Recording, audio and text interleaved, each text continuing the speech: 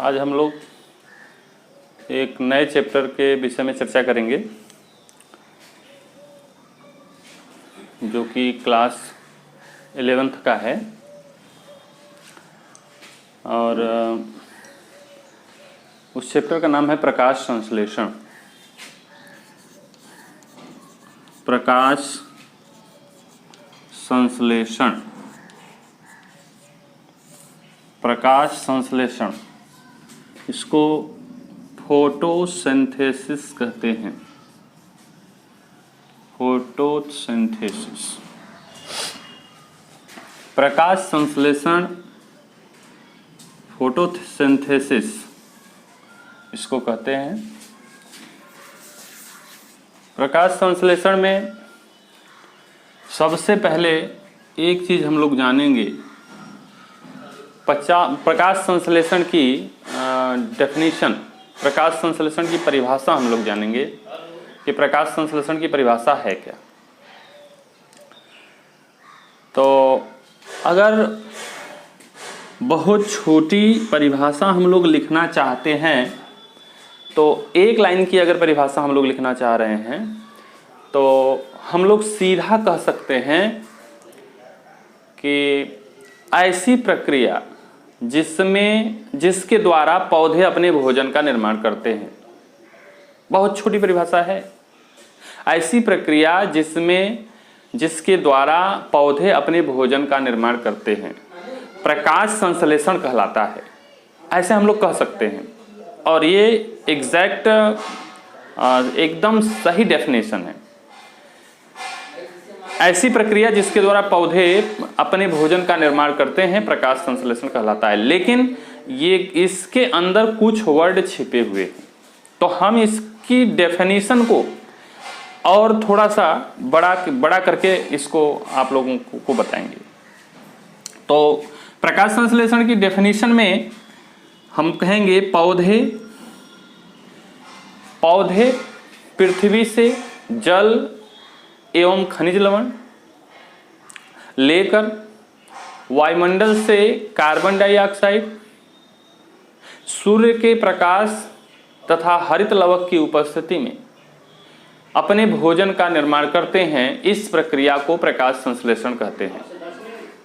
तो प्रकाश संश्लेषण के लिए आवश्यक क्या है? प्रकाश संश्लेषण के लिए क्लोरोफिल आवश्यक है। क्लोरोफिल है क्या?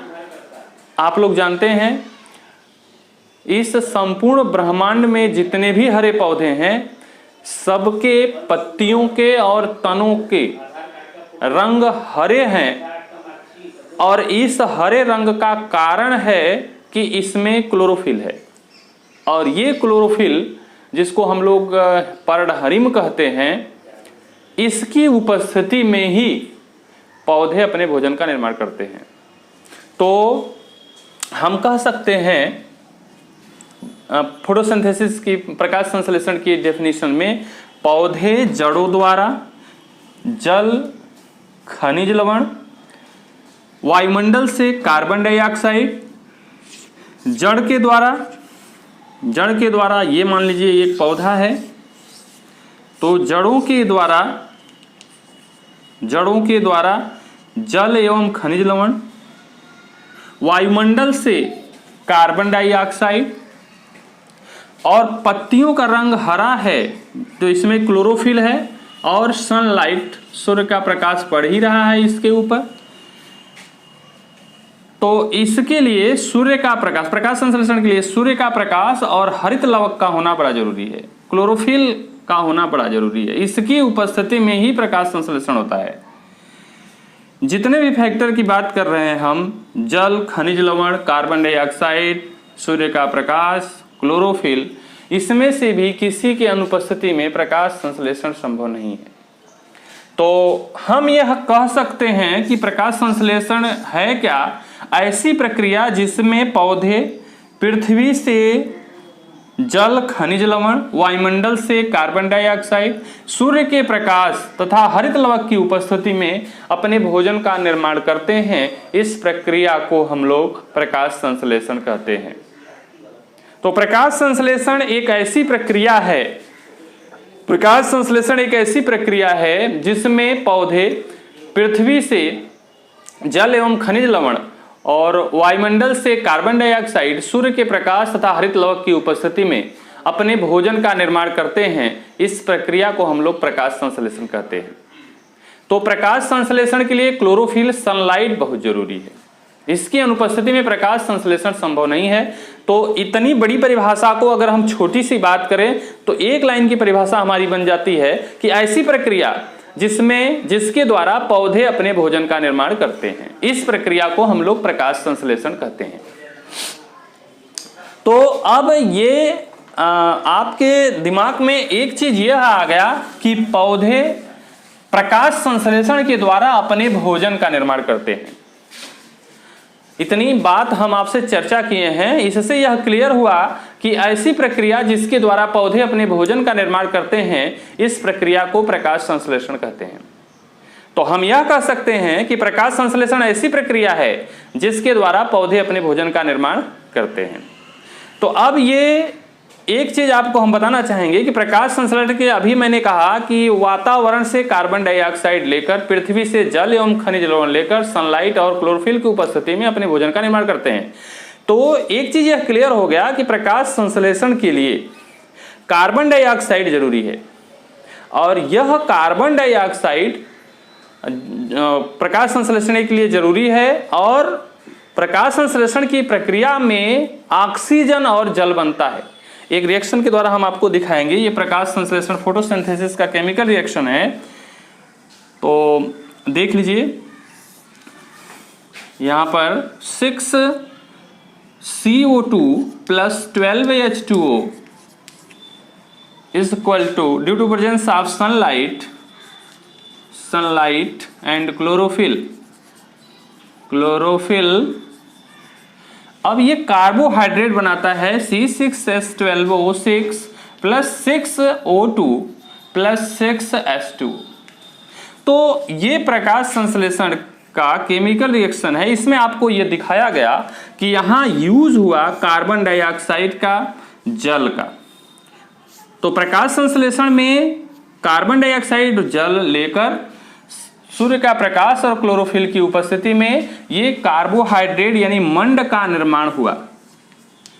पौधा का भोजन जिसको हम लोग मंड कह रहे हैं, ये मंड का निर्माण हुआ। इसके बाद ऑक्सीजन यहां बनी है, ऑक्सीजन और जल बना।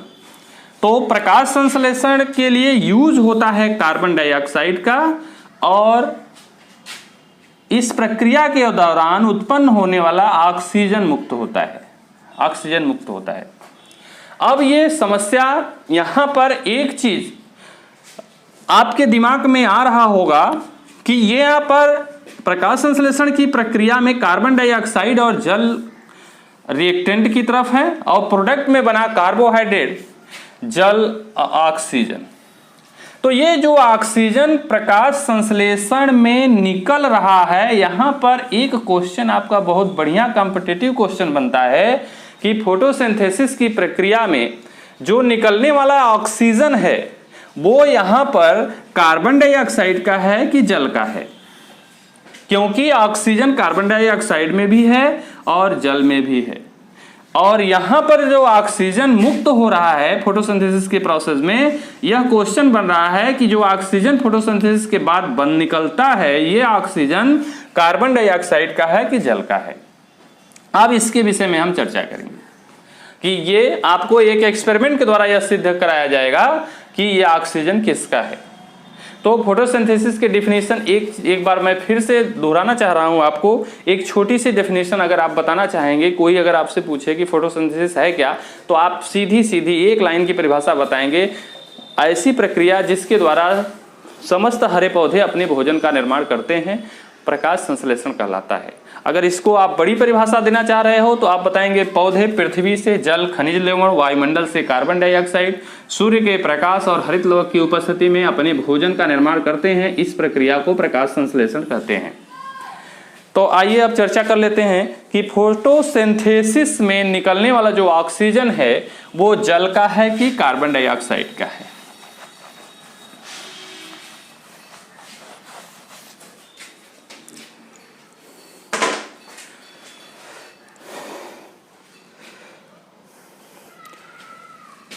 एक एक्सपेरिमेंट एक वैज्ञानिक किए थे, उनका नाम था हिल। तो हिल नामक जो वैज्ञानिक थे, उन्होंने एक्सपेरिमेंट किया कि फोटोसिंथेसिस में निकलने वाला जो ऑक्सीजन है वो कार्बन डाइऑक्साइड का है कि जल का है। इसलिए ये हिल नामक वैज्ञानिक ने इस प्रयोग को किया था, एक्सपेरिमेंट को किया था, इसलिए इसको हिल एक्सपेरिमेंट के नाम से जाना जाता है। हिल एक्सपेरिमेंट, हिल एक्सपेरिमेंट। और हिल एक्सपेरिमेंट को इन्होंने 1937 में किया था। इन्होंने किया क्या, एक आइसोलेटेड क्लोरोफिल को लिया, isolated chlorophyll, isolated chlorophyll, isolated chlorophyll लिया, उसको उन्होंने जल दिया H2O, और इसको लाइट दिया, सनलाइट, सनलाइट दिया, और एक hydrogen acceptor, hydrogen acceptor, hydrogen acceptor ferredoxin, ferredoxin इसको दिया जो हाइड्रोजन को एक्सेप्ट कर पाए। तो इन्होंने देखा एक अपने प्रयोग में, हिल नामक वैज्ञानिक ने अपने प्रयोग में एक आइसोलेटेड क्लोरोफिल लिया, इसको जल दिया और सूर्य का प्रकाश दिया, एक हाइड्रोजन एक्सेप्टर फेरिडॉक्सिन को दिया जो हाइड्रोजन को एक्सेप्ट कर पाए। इन्होंने इसको अपने प्रयोग में इन्होंने कार्बन डाइऑक्साइड कहीं नहीं दिया। आप लोग देख रहे हैं, हमें यह सिद्ध करना है कि फोटोसिंथेसिस में निकलने वाला जो ऑक्सीजन है वो कार्बन डाइऑक्साइड का है कि जल का है। इसके लिए हिल नामक वैज्ञानिक ने जो अपना प्रयोग किया, एक्सपेरिमेंट किया, उसमें यह हमें क्लियर करना है कि जल का ऑक्सीजन है कि कार्बन डाइऑक्साइड का। तो आप लोग देख रहे होंगे कि हिल एक्सपेरिमेंट में पूरे प्रोसेस में मैंने कहीं ऐसा जिक्र नहीं किया जहां पर कार्बन डाइऑक्साइड की बात हुई होगी। यहां पर सनलाइट दिया गया, आइसोलेटेड क्लोरोफिल, हाइड्रोजन एक्सेप्टर, जल दिया गया। कहीं भी इस प्रोसेस में हिल नामक वैज्ञानिक ने कहीं भी कार्बन डाइऑक्साइड नहीं दिया। तो यहां पर उन्होंने देखा अपने एक्सपेरिमेंट के बाद, लास्ट में यहां पर ऑक्सीजन मुक्त हो रही है, ऑक्सीजन मुक्त हो रही है। तो हिल एक्सपेरिमेंट से एक बात यह क्लियर हो जाता है, जब हिल नामक वैज्ञानिक ने अपने एक्सपेरिमेंट में कार्बन डाइऑक्साइड लिया ही नहीं था, तो ऑक्सीजन जो रिलीज हो रही है वो ऑक्सीजन, आप बताइए, कार्बन डाइऑक्साइड का है कि जल का? इनके एक्सपेरिमेंट से यह क्लियर हो गया, जब कार्बन डाइऑक्साइड इन्होंने दिया ही नहीं, तो ये जो फोटोसिंथेसिस के में निकलने वाला जो ऑक्सीजन है एकदम क्लियर है कि यह जल का है, कार्बन डाइऑक्साइड का नहीं है। एक चीज एकदम क्लियर हो गया। तो अब यह आप कह सकते हैं कि फोटोसिंथेसिस के प्रोसेस में निकलने वाला जो ऑक्सीजन है वो कार्बन डाइऑक्साइड का है कि जल का है? तो आप बताएंगे यह फोटोसिंथेसिस में निकलने वाला ऑक्सीजन जल का है, कार्बन डाइऑक्साइड का नहीं है। क्योंकि हिल नामक वैज्ञानिक ने अपने एक्सपेरिमेंट के द्वारा 1937 में यह सिद्ध कर दिया कि फोटोसिंथेसिस में निकलने वाला ऑक्सीजन जल का है, कार्बन डाइऑक्साइड का नहीं है। अब आगे हम लोग चर्चा करते हैं फोटोसिंथेसिस के मैकेनिज्म की। ये हो गया आपका फोटोसिंथेसिस की डेफिनेशन हो गई, और फोटोसिंथेसिस में हिल एक्सपेरिमेंट हो गया। हमारा ये दो टॉपिक हो गया। अब आगे चलते हैं प्रकाश संश्लेषण की क्रियाविधि।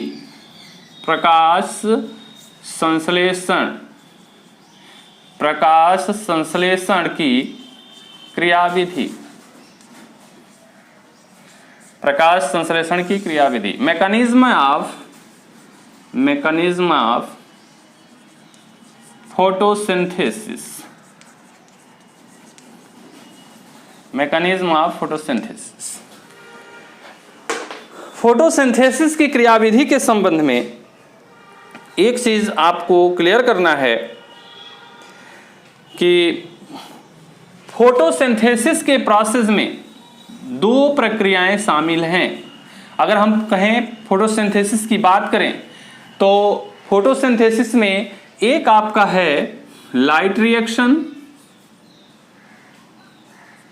रिएक्शन जिसको हम लोग कहते हैं प्रकाश अभिक्रिया, और दूसरा है डार्क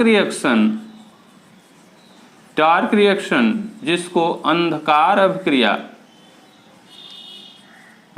अभिक्रिया या प्रकाशहीन अभिक्रिया कहते हैं। तो हम यह कह सकते हैं कि संयुक्त रूप से, कंबाइन रूप से लाइट रिएक्शन और डार्क रिएक्शन को हम मिला देंगे तो हमारा प्रकाश संश्लेषण की पूरी क्रियाविधि एकदम क्लियर हो जाएगी। तो अब लाइट और डार्क रिएक्शन के विषय में हम चर्चा करेंगे।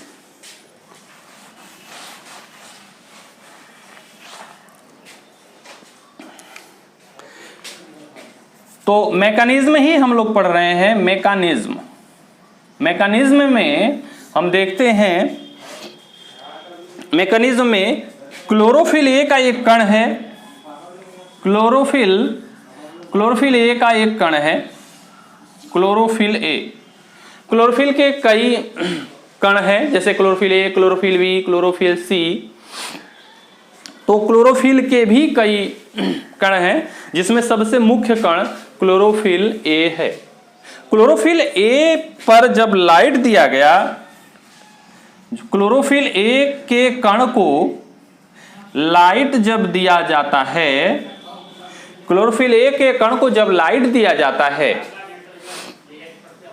क्लोरोफिल ए के कण को जब लाइट दिया जाता है तो इसके अंदर मौजूद इलेक्ट्रॉन कुछ ऊर्जा पाकर अपने अधिक ऊर्जा के इलेक्ट्रॉनों को मुक्त करता है।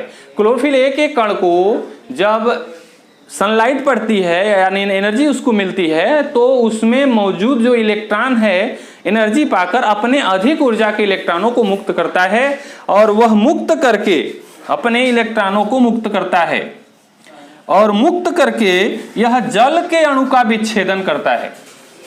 जब क्लोरोफिल ए के कणों पर लाइट पड़ती है तो उसके अंदर मौजूद इलेक्ट्रॉन अपने अधिक ऊर्जा वाले इलेक्ट्रॉनों को मुक्त करता है और वह अधिक ऊर्जा वाले इलेक्ट्रॉन जल के अणु का विच्छेदन करते हैं। जल के अणु का विच्छेदन करने का मतलब जल के अणुओं को तोड़ते हैं। जल के अणुओं को वह दो भागों में तोड़ डालते हैं, एक हाइड्रोजन आयन में तोड़ते हैं और दूसरा हाइड्रोक्सिल आयन में तोड़ते हैं। जल के अणु का विच्छेदन, जल के अणु का टूटना हाइड्रोजन आयन और हाइड्रोक्सिल आयन में हुआ, और ये जो हाइड्रोजन आयन है यह वायुमंडल से कार्बन डाइऑक्साइड को एक्सेप्ट करता है। जल के अणु के विच्छेदन से मुक्त हाइड्रोजन आयन वायुमंडलीय कार्बन डाइऑक्साइड के साथ मिलकर स्टार्च बनाता है।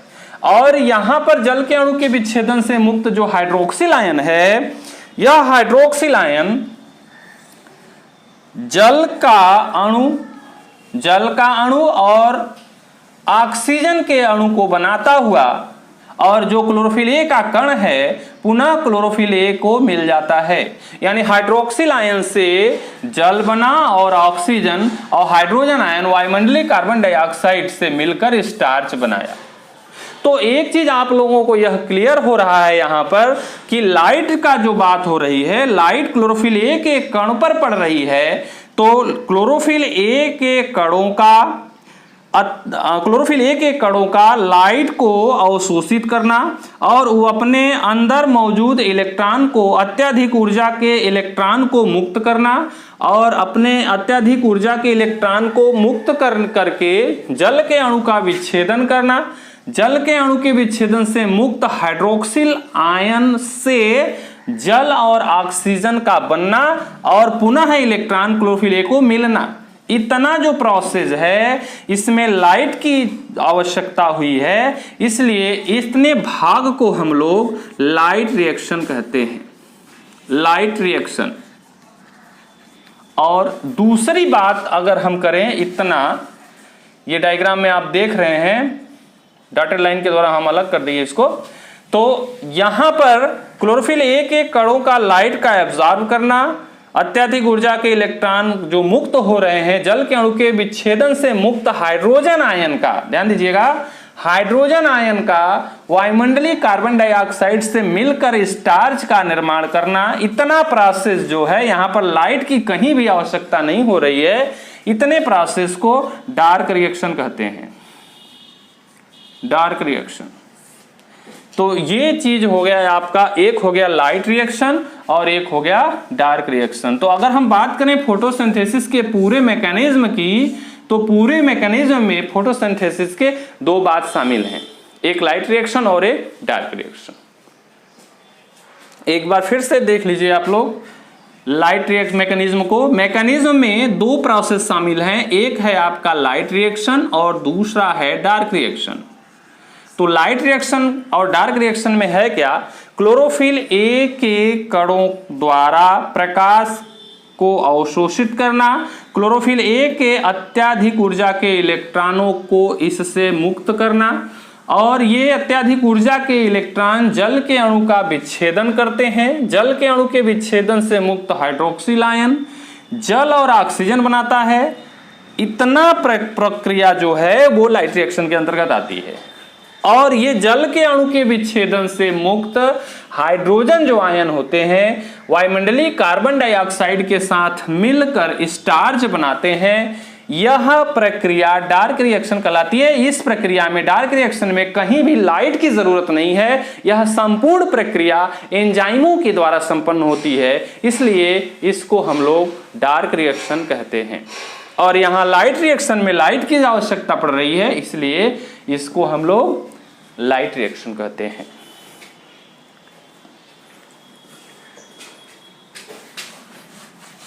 अब लाइट रिएक्शन और डार्क रिएक्शन के क्रियाविधि को समझाने के लिए प्रोफेसर आर्नान की थ्योरी का वर्णन हम लोग पढ़ेंगे, क्योंकि मैकेनिज्म जो प्रकाश संश्लेषण के मैकेनिज्म है वो प्रोफेसर आर्नान की थ्योरी पर आधारित है। तो प्रोफेसर आर्नान ने एक थ्योरी दिया था। प्रोफेसर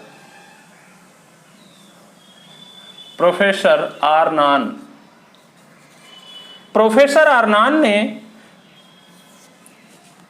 थ्योरी दिया, और वो थ्योरी इनका दो कंसेप्ट में था। एक था cyclic photo phosphorylation, cyclic photophosphorylation, और दूसरा था नॉन साइक्लिक फोटोफास्फोराइलेशन। प्रोफेसर आर्नान की जो थियरी थी वह दो भागों में डिवाइड थी। एक था साइक्लिक फोटोफास्फोराइलेशन और दूसरा था नॉन साइक्लिक फोटोफास्फोराइलेशन। अब ये फोटोफास्फोराइलेशन, साइक्लिक और नॉन साइक्लिक फोटोफास्फोराइलेशन की अगर हम बात करें तो साइक्लिक और नॉन साइक्लिक फोटोफास्फोराइलेशन में, यह साइक्लिक और नॉन साइक्लिक फोटोफास्फोराइलेशन स्फुरदीप्ति पर आधारित थी, स्फुरदीप्ति पर आधारित थी। अब इसके विषय में आप लोग देख लीजिए। पहला हम लोग पढ़ते हैं cyclic photophosphorylation. Cyclic photophosphorylation, cyclic photophosphorylation.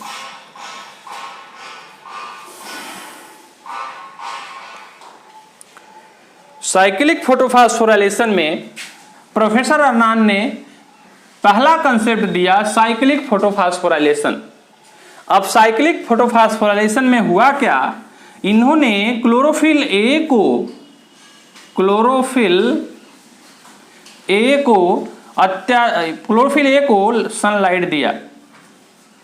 Sunlight दिया, और जब यह लाइट इसको दिया गया तो क्लोरोफिल ए के कण जो हैं अत्यधिक ऊर्जा के इलेक्ट्रॉनों को ग्रहण करके अपने आवश्यकता से अधिक ऊर्जा के इलेक्ट्रॉनों को मुक्त किए, और ये जब इलेक्ट्रॉन मुक्त किए तो ये इलेक्ट्रॉन विटामिन K3 के पास पहुंचा, और ये विटामिन K3 इसको साइटोक्रोम को दे दिया।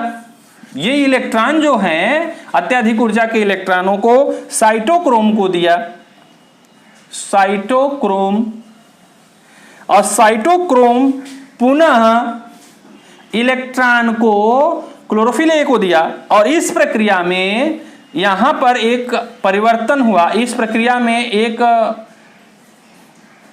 परिवर्तन हुआ। एडिनोसिन डाइफास्फेट जो था वो एडिनोसिन ट्राइफास्फेट बदल गया, एडीपी एटीपी में बदला, यानी एक फास्फेट यहां पर डाइफास्फेट से ट्राइफास्फेट में बदला। तो प्रोफेसर अर्नान ने जो अपने साइक्लिक फोटोफॉस्फोराइलेशन में कहा था, उन्होंने बताया कि साइक्लिक फोटोफॉस्फोराइलेशन में क्लोरोफिल A से निकला हुआ इलेक्ट्रॉन पुनः विटामिन K3 साइटोक्रोम से होते हुए एडिनोसिन डाइफास्फेट से एडिनोसिन ट्राइफास्फेट में बदलते हुए पुनः क्लोरोफिल A को मिल रहा है। चूंकि यह प्रक्रिया जो हो रही है वो साइक्लिक हो रही है, इसलिए इस प्रोसेस को साइक्लिक फोटोफॉस्फोराइलेशन कहते हैं।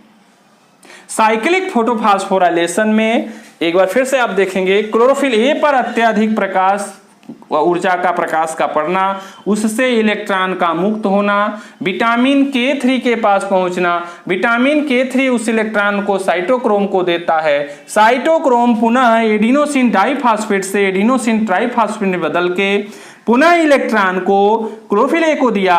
चूंकि क्लोरोफिल A से, ध्यान दीजिएगा, चूंकि क्लोरोफिल A से निकला हुआ इलेक्ट्रॉन विभिन्न प्रक्रमों के द्वारा, विभिन्न प्रक्रम में, इस प्रक्रम में क्लोरोफिल A से निकला हुआ इलेक्ट्रॉन पुनः क्लोरोफिल A को मिल रहा है, इसलिए इसको कहते हैं साइक्लिक फोटोफॉस्फोराइलेशन।